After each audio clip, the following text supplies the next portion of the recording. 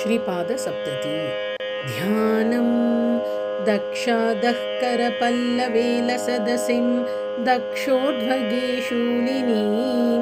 वामोद्भिफलकोज्ज्वलां कटितटन् यस्तान्यहस्ताम्बुजां शूलाग्राहतकासरासुरशिरो निष्ठां प्रहृष्टां सुरैः जुष्टामिष्टफलप्रदां भगवतीं मुक्तिस्थलस्थां भजे। अथ स्तोत्रम्। यत्संवाहनलोभिनः शशिकला चूडस्य हस्ताम्बुज स्पर्शेनापि च लोहितायति मुहुस्त्वत्पादपङ्केरुहम् तेनैवोधत कासरासुरशिरःशृङ्गाग्रसञ्चूर्णन प्राचण्ड्यं तदनुष्ठितं किल कथं मुक्तिस्थलस्थे शिवे। त्वत्पादं निजमस्तके घटयितुं केकेनु लोके जनाः किं किं नारचयन्ति दुश्चरतपश्चर्यासपर्यादिकम्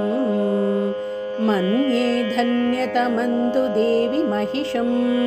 वैरस्थयैव त्वया यन्मूर्ध्नि स्वयमेव पातकहरं पादाम्बुजं पातितम्। त्वत्पादाम्बुजमर्पितं क्वनु शिवे किन्नु त्रयीमस्तके नित्यं तत्त्वविचारदत्तमनसां चित्ताम्बुजाग्रेषु वा किं वा त्वत्प्रणयप्रकोपविनमन् मारारिमौलिस्थले किं प्रोक्तखण्डितघोरसैरिव महाद् दैत्येन्द्रमूर्धान्तरे त्वत्पादाञ्चलरूपकल्पलतिका बालप्रवालद्वयम् एतावत् कलयन्ति जातु शिरसा नम्रेण कम्रोज्ज्वलम् तेषामेव हि देवि नन्दनवन क्रीडासु लभ्यं पुनः स्वर्वल्ली तरुणप्रवालभरणं सेवानुरूपं फलम्। धावल्यं परिलाल्यते पुररिपोरङ्गेन तुङ्गश्रिया किञ्च श्यामलिमापि कोमलतरे भातेव गात्रे हरेः तत्तादृक्पदवीं ममापि जनयेत्यस्तोकसेवारसात्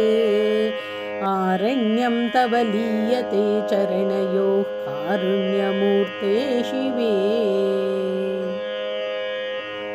आरुण्यं यदिदं त्वदीयपदयोराभाति तत्केचन प्राहुस्तुङ्गनितम्बभारभरण क्लान्त्या किलोपागतम् अन्ये माहिषमूर्धपेशमिलितं रक्तद्रवं मन्वते मन्ये हन्तु न तेषु सान्द्रमनुरा भूद्गारमेवानयोः।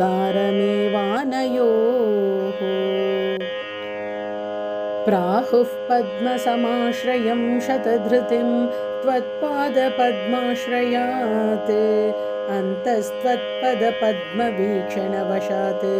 कृष्णोऽपि पद्मेक्षणः यत्पद्मार्चनमामनन्ति सुधियो दारिद्र्यविद्रावणं मुक्तिक्षेत्रगते भवानि तदपि त्वत्पादपद्मार्चनम्। पादन्ते सरसीरुहद्रुहमिमं यत्सेवते पद्मभूः नूनं तत्स्वनिवासपङ्कजवर श्रीलङ्घनाशङ्कया गोविन्दोऽपि च वारिराशिदुहितुर्वासाब्जबाधाभिया स्वस्वैवाग्रकरोद्गृहीतकमल त्राणाभिलाषेण वा सेवन्ते कुलसम्पदे नखमया सेवन्ते कुलसम्पदे नखमया शीतांशवस्त्वत्पदम् तत्पाको ननु वीक्षते हि नितरामन्येषु शीतांशुषु एको बालक एव मौलिमयिते यातो ललाटात्मताम् अन्यो निर्मलगण्डमण्डलदशाम् अन्यौ तु धन्यौ गतौ घोरं पादसहस्रकं प्रकटयन्नाशासु भासां पतिः ध्वान्तन्नो पुनरान्तरं शमयितुं शक्नोति शैलात्मजे त्वत्पादद्वितयेन कोमलतरेणानेन चेतस्पृशा जन्तूनां बहिरन्तरन्धतमसं कृन्तत्यनन्तं शिवे सूर्येन्वग्निसमीरणादिसकल स्वर्वासिनामुन्मदः सर्वाण्येव पदानि यो मथितवान् दुर्वारशौर्योष्मणा तं घोरं महिषासुरनिजपदेनैकेन संवृध्नति यत्त्वं प्रत्यकृतास्ततः किमपरं त्वद्वैभवं ब्रूमहे एकं वामतयैव दक्षिणतयैवान्यत्पदं देहिनां ख्यातं मुक्तिपराधिवासिनि शिवे चित्रं त्वयि त्वीदृशम् आनम्रेषु जनेष्वभीष्टकरणे पादावुभौ दक्षिणौ आनम्रे तु कृतागसि स्मरहरे वामाक्षि वामावुभौ आनम्रस्य पुरदुहः शिरसि ते पादाब्जपातः शिवे जीयाद्येन बभूव पङ्कजवती मौलिस्रवन्ती क्षणम् किञ्चोदञ्चितबालपल्लववती जाता जटावल्लरी लाक्षापातवशेन साध्य सुषुमा सान्द्रा च चान्द्रीकला दृष्ट्वा रात्रिषु चन्द्रपादजनितां पाथोरुहाणां व्यथां देवी त्वं करुणाकुलेव कुरुषे तद्वैरनिर्यातनम् मानानम्रमहेशमौलिवलभी वासस्य शीतात्विषो नित्यं पङ्कजपादघातजनिता बाधा यदा धीयते सम्भ्रान्तिस्तव देवि सा विजयते मानावनम्रे शिवे त्वत्पादाम्बुरुह प्रहारमुदिते मन्दं समुत्थायिनी लाक्षारागरसारुणं निपतितं गङ्गापयशीकरं दृष्ट्वा क्षोणितशङ्कया तरलिता कान्तं यदा लम्बथाः सा पादद्वितया हतिर्जयति ते यस्यां गिरीन्द्रात्मजे प्राचीनेन्दुयुतेन खेन्दुदशके मौलिस्थली सङ्गते स्वस्यैकादशमूर्तिता समुचितानेकादशैवोडुपान् आबिभ्राण इवा बभौ स भगवान् एकोऽपि रुद्रस्वयम् किं वैरिञ्च करोटिकोटिनिहतं किं वा फणिग्रामणी निःश्वासानिलखेदितन्विदमिति प्रेमार्धसल्लापिना मानस्योपशमेकरेण शणकैरामृत्नता शम्भुना भूयश्चुम्बितमम्बुजद्युतिपदं ध्यायामि माये तव पूर्वं जन्मसुता सकृन्मुररिपो श्रीपादसङ्क्षालना पुण्यादिदृशवैभवा समभवत् गोविन्दवन्द्ये शिवे सेयं सम्प्रति शम्भुमौलिनिलयाम् आनप्रसङ्गानतौ नित्यं त्वच्चरणावसेचन भुवा पुण्येन कीदृग्भवेत्। पूर्वं व्याकरणप्रपञ्चनिविधौ लब्ध्वाप्यनेकं पदं किन्नो तृप्तिमगाधगाधिपसुते शेषः फणिग्रामणी। आलीनः शशिमौलिमूर्धनिचिरं प्रेमप्रकोपानतौ लब्धुं ते पदमेकमेव कुतुकी नित्यं यतो वर्तते। तिष्ठन्त्यां प्रणयप्रकोपवशतो बाष्पाकुलाक्ष्यां त्वयि श्रीकण्ठेन कदर्पणप्रतिफलधूपे पुरोवर्तिनि। पादाग्रे पतितोऽयमित्यभिहिते सख्या तवालोकनं लोलं पादतले विभाति सहसा सा कोपमालीमुखे। कान्तालोकनलज्जया विनमिते कान्ते मुखाम्भोरुहे यासौ भूतलपातुकानयनयो शोभा तवाभासते। सा तावत्तरुणारुणाम्बुजयुगभ्रान्त्या त्वदङ्घ्रिद्वय प्रान्ते भाति मरन्दपानकुतुकभ्रान्तेव भृङ्गावली। किं ब्रूमः कुटिलात्मकोऽपि कबरीभारस्त्वदीयः शिवे केलिविश्रतितस्तनोति यदयं त्वत्पादसंस्पर्शनम्। तद्भूयः सुमनोगणादृतगुणस्त्वन्मौलिसंलाल्यतां धत्ते चित्रमसौ त्वदङ्घ्रिभजनात् किं केन नो लभ्यते। रागद्वेषमुखा हि विभ्रमभरा नश्यन्ति विश्वेश्वरी त्वत्सङ्गादिति मुक्तिदेशनिलये मिथ्या जनैः कथ्यते। उद्यद्वेषमुदारविभ्रमभरं गात्रं ददत्यां त्वया रागोऽपि ध्रियतेऽधिकं चरणयोः शोणाम्बुजच्छाययोः। देवी त्वत्पदसत्परागमनिशं मौलौ समाबिभ्रतां साधूनामपरागतैव भवतीत्याश्चर्यमास्तामिदम्। पादस्ते नखरप्रभावलसितो जागर्ति सोऽयं पुनः चित्रं नाम खरप्रभावलसितो दुष्टासुरं पिष्टवान्। द्वित्वेन स्थितयोस्त्वदीयपदयोद्वैतं निरस्य स्फुटं कैवल्यप्रतिपादने कुशलता जातेति कोऽयं क्रमः। किं वा युक्तिभिरत्र मुक्तिकरता व्यक्तैव ते पादयोः मुक्ता एव हि विस्फुरन्ति विमलास्तत्सङ्गिनो मीनकाः। पादाग्रं तव कामदं सुरलता शाखाग्रमाचक्ष्महे जाता यत्र हि बालपल्लवरुचे स्वैरेव रागोदयैः। उत्सर्पन्नखमण्डली सुषमया पुष्पालिरुत्पादिता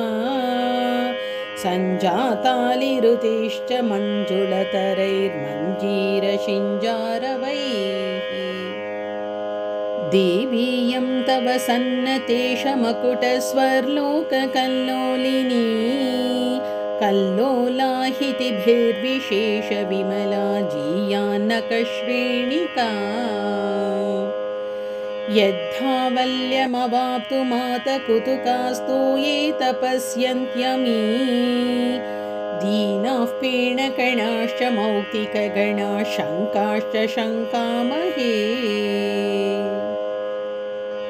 माने शम्भुशिरः प्रहारचरितं नैव त्वदीच्छाकृतं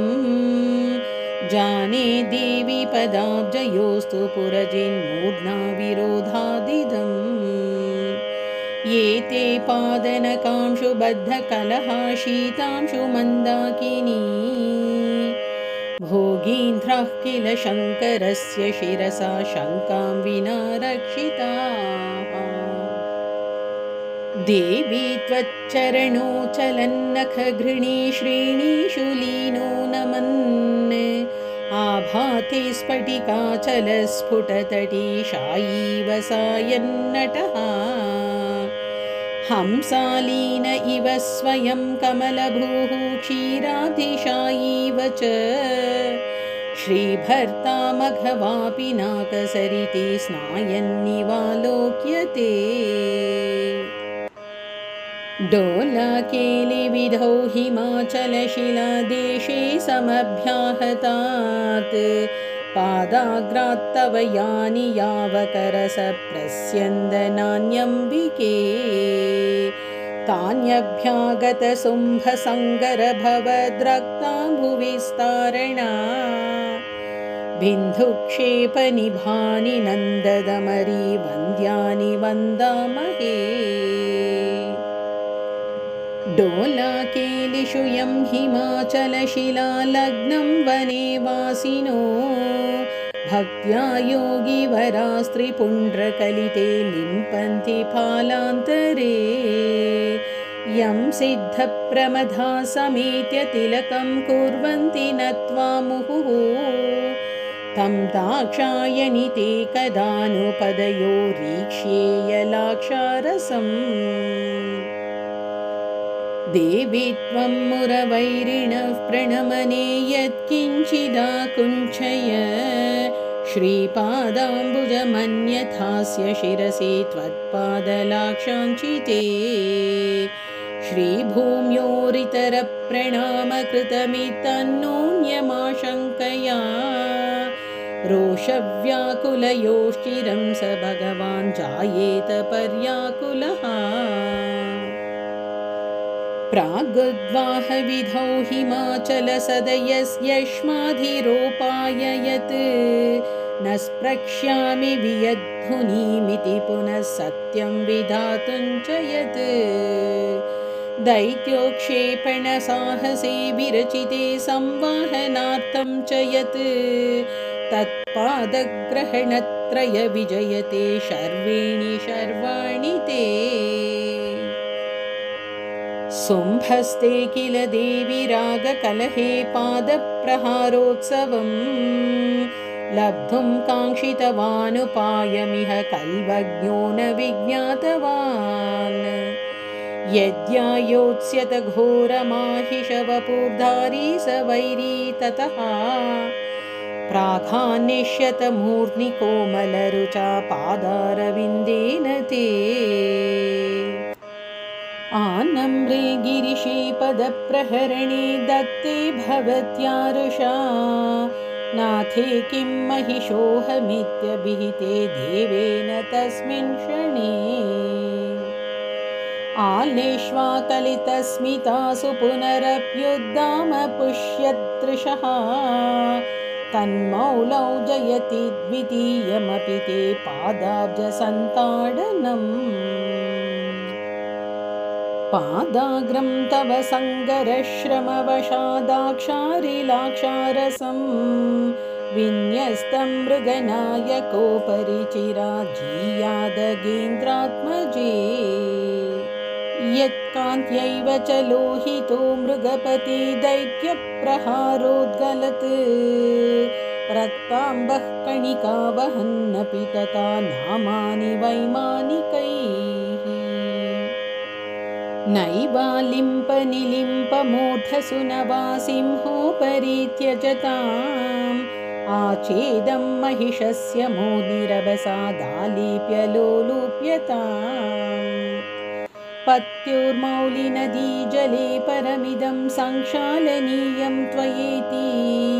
आलीकेलिगिरो जयन्ति गिरिजे त्वत्पादलाक्षार्पणे न त्वैव प्रथमं त्वदङ्घ्रिकमलं तौ पुष्पवन्तावुभौ त्रैलोक्यं महसाभिभूय चरतो व्योमान्तरप्रान्तरे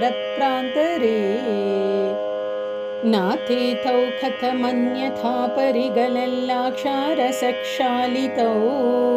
वीक्ष्येते भृशशोणिबिम्बमुदयारम्भे प्रियं भावुकौ त्रैलोक्यं वशयन्ति पापपटलीम् उच्चाटयन्त्युच्चकैः विद्वेषं जनयन्त्यधर्मविषये प्रस्तम्भयन्त्यापदः आकर्ष्यन्त्यभिवाञ्छितानि महिषस्वर्वैरिणो मारणाः चित्रं त्वत्पदसिद्धचूर्णनिवहा षट्कर्मणां साधकाः किं कल्पद्रुमपञ्चकं प्रणमतामाकाङ्क्षितापादने किं पञ्चायुधबाणपञ्चकमिदं मारारिसम्मोहने सूक्ष्मं किञ्चन पञ्चभूतवपुषो विश्वस्य किं कारणं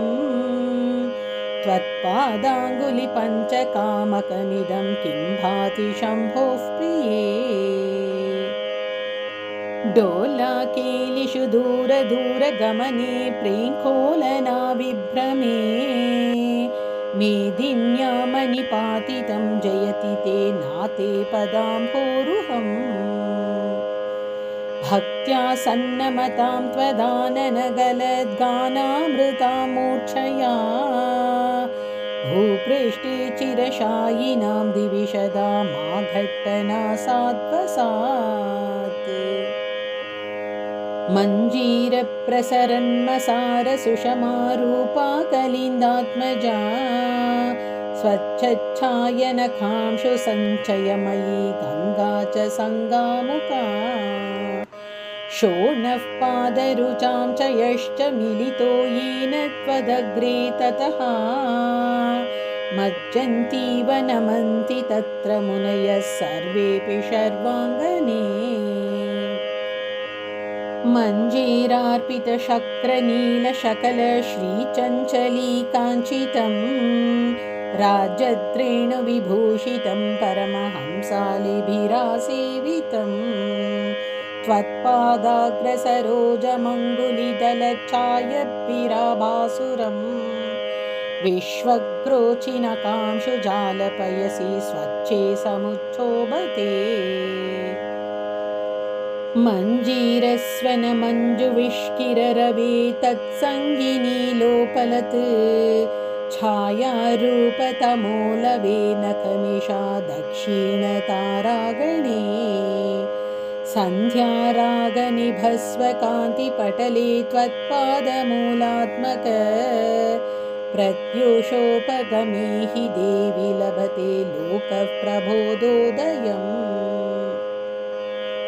विद्यामुक्तिरमावधूषु नितरां कामातुरा मानवाः तप्ता स्वन्नखकान्तिचन्दनरसैरालिप्य गात्रं निजम् त्वत्पादाब्जरुचिप्रवालनिचिते भूमितले शेरते नित्यं देवि भवत्कृपा प्रियसखी विश्वासतः केवलम् मञ्जीरक्वणितैः क्षिपन्निव मुहुः श्रीमन्नखांशुद्गमैः दैत्येन्द्रं प्रहसन्निवारुणरुचारुष्यन्निवास्मै वृषम् धीरायां त्वयि निर्विकारमनसि त्वत्पाद एव स्फुटम् पुष्णन् वैरिविकारमेष महिषध्वंसी परित्रायताम् क्षिप्रं देवि शिरस्पदेन महिषं पिष्ट्वा ततोऽधः पदम् दित्सन्त्यां त्वयि कण्ठभञ्जनभिया कण्ठीरवे विधृते मेदिन्यामपि भीतिकम्पिततनौ प्रेमत्वराशालिना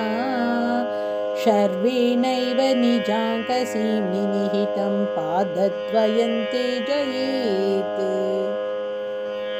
पूर्वं देवि पदाम्बुजेन महिषप्रध्वंसनाभ्यासतः पश्चात् कुत्सितशुम्भदैत्यविजयोऽप्येवं कृतः किं त्वया नो चेद्भाति कथं कुसुम्भविजयी पादाब्जदेशोऽयमिति आलापे गिरिशस्य तद्विजयते मन्दस्मितं देवि ते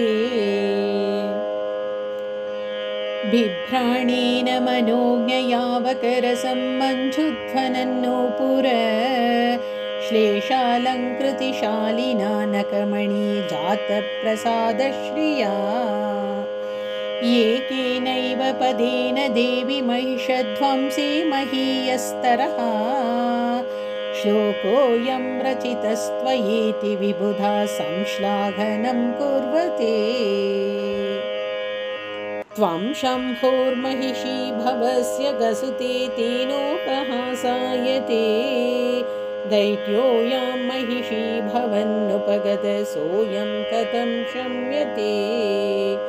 इत्थं नूपुरनिस्वनैरिव वदन् पादस्त्वदीयोरुषा शस्त्रप्रग्रहणात् पुरैव महिषं पिष्णन् परित्रायताम् देव्या पङ्कशयोऽद्य कोऽपि महिषच्छद्मा महान् कण्टकः पादेनाहत इत्युदूढहसितं सख्या समावेदिते सद्यः कण्टकशालिना करतलेनासाद्य पादाम्बुजं गृह्णन्नार्तिविनोदनाय गिरिशो जीयात् प्रियस्ते शिवे त्वत्पादाङ्गुलिपल्लवैरगसुते देवी स्वयं पञ्चभिः पञ्चत्वं गमितो महासुर इति स्वात्मानुरूपं कृतम् एतैरेव नतो जनस्त्रिदशतां नीतो महेशः पुनः लक्षत्वं गमितः प्रसूनधनुषो विस्मापनं तद्वयम् ब्राह्मं माघवनं च वाहनमहो मन्दैर्गतैर्निन्दितं धावल्येन नखद्विषां विहसितो बाहोऽपि माहेश्वरः इत्थं वाहनवैरितां भजति ते पादस्ततो मन्महे कात्यायन् यमुनान्यघानि महिषः कार्तान्तवाहभ्रमात् सीमन्तप्रकरे सुरेन्द्रसदृशां सिन्दूररेखात्मना माणिक्यद्युतिसंज्ञयैव मकुटीकोटीषु दैत्यद्रुहाम् शम्भोर्मूर्ध्निजटाघटारुणरुचि व्याजेन पादप्रभैव एका ते परिणाममेति करुणामूर्ते गिरीन्द्रात्मजे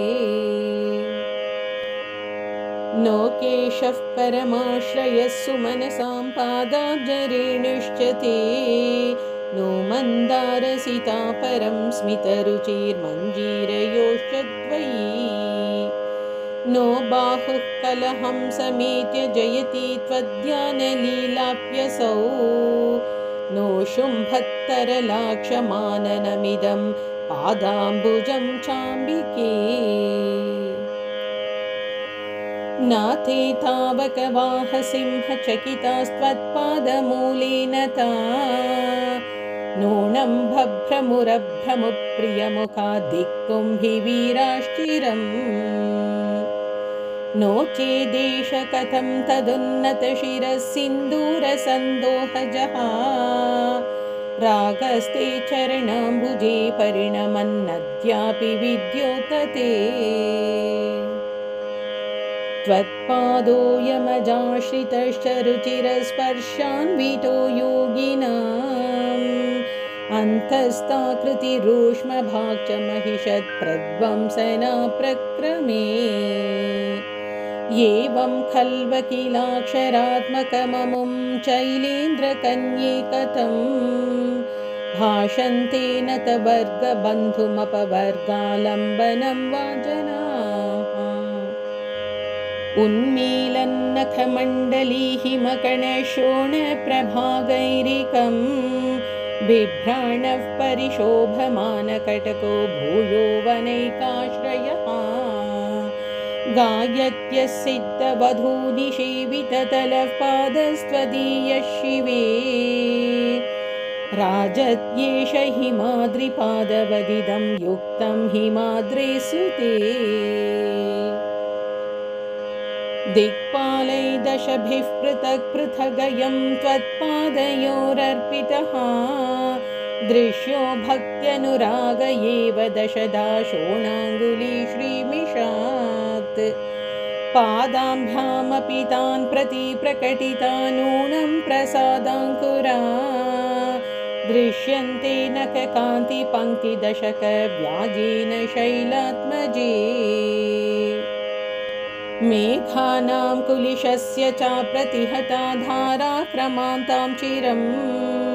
नो नश्येन्मददानवारि विभवो नाकस्य नागस्य च पुत्रोऽयं मम सैनिकाश ददतां नित्यं जयन्तः सुखं त्वत्पादाम्बुजपातिनः सुरपतेरित्थं जयन्त्यर्थ्यनाः आद्यासक्तकरे द्विजन्मभिरहं हूयेयनो दानवैः स्वाहा रोचितमस्तु पार्श्वमनिशं तादृक् च हव्यं लभै रक्षावानिति भूतिमानिति च मे शब्दप्रसिद्धया शिवे नोपेक्ष्योऽहमिति त्वदङ्घ्रिनमने जीयासुरग्निर्गिरः त्वद्भक्तागमबुद्धिपूर्वकलिखितं स्याच्चेत् क्षमेथा शिवे कान्तस्ते मयि रोषवान् कुरु पुनस्तस्यार्द्रभावं शनैः देवि त्वं महिषाभिहन्त्रि चकितं त्रायस्व मे वाहनं कालस्येति जयन्ति ते पदनतौ लोलस्य सम्प्रार्थनाः धर्माचारपरोऽहमित्यवमतो रक्षोभिरेकान्वयैः मह्यं देवि विनिन्दिता दिशमदो ज्याति द्विषश्चामराः दैवादित्युभयच्युतो विशरणो रक्ष्योऽहमित्यादयः त्वत्पादप्रणतौ जयन्ति निर्वृतिरत्याकुलाः प्रार्थनाः मत्पुत्र्या मम वा मुकुन्द गृहता भाग्यन्न संक्षीयताम् माहं पायिषि कुम्भजेन मुनिना कल्पान्तसूर्येण वा द्वेधा मे सुरवाहिनी दयितता साधु त्वया रक्ष्यताम् त्वत्पादाम्बुजपातिनो जलपतेरित्थं जयन्त्यर्थनाः विश्वा प्राणमयी त्वमेव मम तु प्राहुर्जगत्प्राणतां सर्वस्यापि सदा गतिर्हि भवति मामेवामाहुर्जनाः लज्जापादकमीदृशीं जननी नः किं कुर्महे पाहि माम् इत्येवं पवनस्य ते पदनतौ वाचो जयन्त्याकुलाः शङ्कोल्लासि गलोज्ज्वले समकरे पद्मेन कुन्दस्मिते पादाग्रादृतकच्छपे मुखमहापद्मे मुकुन्दाश्रिते इत्यस्मिन्निधिगात्रि नीलनयने चर्चात्मिके पाहि माम् इत्थं पादनते शिवे विजयते सख्युः कुबेरस्य ते सन्नामेषु भवत्पदाम्बुजनकच्छायां जटासङ्गिनीं गङ्गेत्यालिजना वदन्ति विततं मा भूर्मुधा कोपिनी दृष्टिर्मय्ययि नियतां पुरुषमप्येकं वचोदीयताम् ईशानस्य भवानि ते पदनता वित्तं जयन्त्यर्थनाः नाभीतो भवमादितस्तव बलात् पश्चादभीतोऽस्म्यहं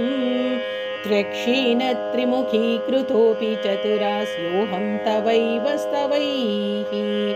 त्वं विश्वात्मतयोपजन्य न पुनः स्रष्टा रमाख्याहि माम्